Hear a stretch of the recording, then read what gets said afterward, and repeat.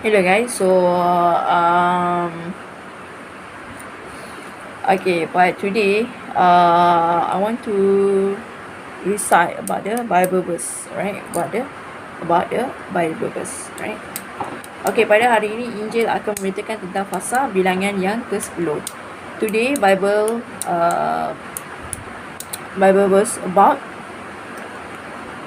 on chapter Numbers, on chapter number 10. Okay. Bilangan 10,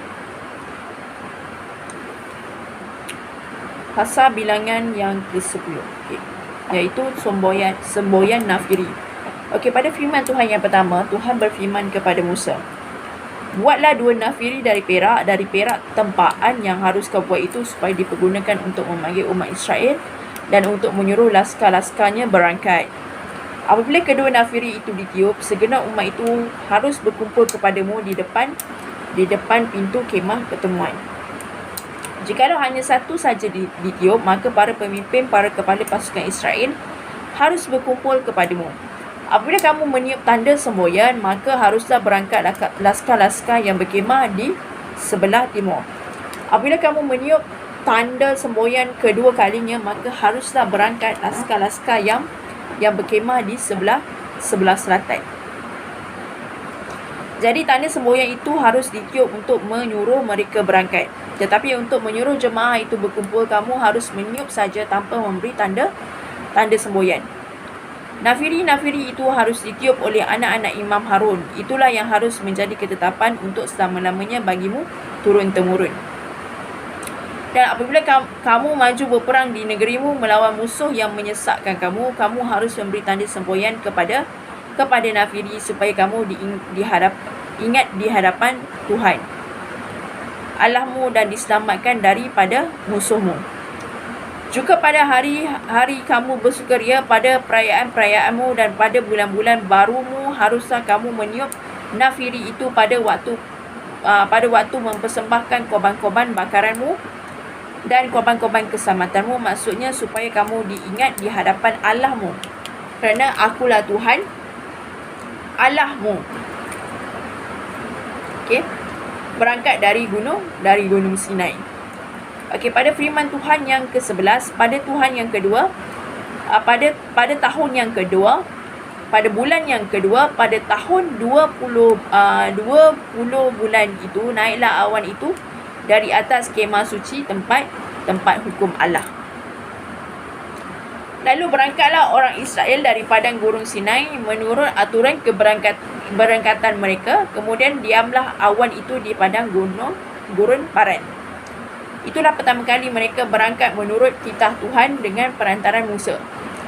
Terdahulu berangkatlah laskar yang dibawa panji-panji Bani Yahuda menurut pasukan mereka. Yang mengepalai laskar itu ialah Nahason bin Aminadab. Okey. Yang mengepalai laskar suku Bani Isakar ialah Netanil bin Zuar. Yang mengepalai laskar suku Bani Isakar ialah Netanil bin Zuar. Yang mengepalai laskar suku Bani Zebulun ialah Eliab bin Helon. Sesudah itu kemah suci dibongkar dan berangkatlah Bani Gerson dan Bani Merari yang mengangkat kemah suci itu. Kemudian berangkatlah laskar yang di bawah panji-panji Ruben menurut pasukan mereka. Yang mengepalai laskar itu ialah Elizur bin Shediur. Yang mengepalai laskar suku Bani Simeon ialah Selumiel bin Zuri Shaddai. Yang mengepalai laskar suku Bani Gad ialah Eliasab bin Rehuel. Sesudah itu berangkatlah orang Kehat yang mengangkat barang-barang tempat kudus. Kemah suci sudah dipasang sebelum mereka datang. Kemudian berangkatlah laskar yang dibawa panji-panji Bani Efraim menurut pasukan mereka. Yang mengepalai laskar itu ialah Elisama bin Amihud. Yang mengepalai laskar suku Bani Manasye ialah Gamaliel bin Pedazur. Yang mengepalai laskar suku Bani Benyamin ialah Abidan bin Jedoni. Sebagai barisan penutup semula laskar itu berangkatlah laskar yang dibawa panji-panji Bani Dan menurut pasukan mereka. Yang mengepalai laskar itu ialah Ahiezer bin Amishadai. Yang mengepalai laskar suku Bani Asher ialah Pagiel bin Okran. Yang mengepalai laskar suku Bani Naftali ialah Ahira bin Enar. Itulah aturan keberangkatan orang Israel menurut pasukan mereka ketika mereka berangkat.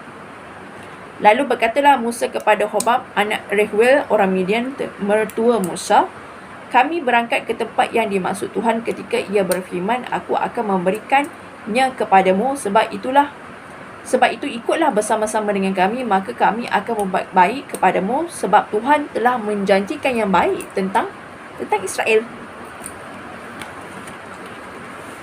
Tetapi jawabnya kepada Musa, aku tidak ikut, melainkan aku hendak pergi ke negeriku dan kepada sanak saudaraku. Kata Musa, janganlah kiranya tinggalkan kami, sebab engkaulah yang tahu bagaimana kami berkhemah di padang gurun, maka engkau dapat menjadi petunjuk jalan bagi kami. Jika engkau ikut bersama-sama dengan kami, maka kebaikan yang akan dilakukan Tuhan kepada kami akan kami lakukan juga kepadamu. Lalu berangkatlah mereka dari gunung Tuhan dan berjalan 3 hari perjalanan jauhnya. Sedang tabut perjanjian Tuhan berangkat di depan mereka dan berjalan 3 hari perjalanan jauhnya untuk mencari tempat perhentian bagi mereka. Dan awan Tuhan ada di atas mereka pada siang hari dan apabila mereka berangkat dari tempat perkemahan. Apabila tabut itu berangkat, berkatalah Musa, bangkitlah Tuhan supaya musuhmu berserak dan orang-orang yang membenci engkau melarikan diri dari hadapanmu. Dan apabila tabut itu berhenti, berkatalah ia, kembalilah Tuhan kepada umat Israel yang beribu-ribu laksa ini. Demikianlah tentang fasa bilangan yang ke-10. Sebab Numbers on chapter number 10. Mungkin semoga Tuhan Allah sentiasa menyayangi dan memberkati kita semua selalu. Amin. Okay, because we change into the new episode. Thank you. Hallelujah. Amin.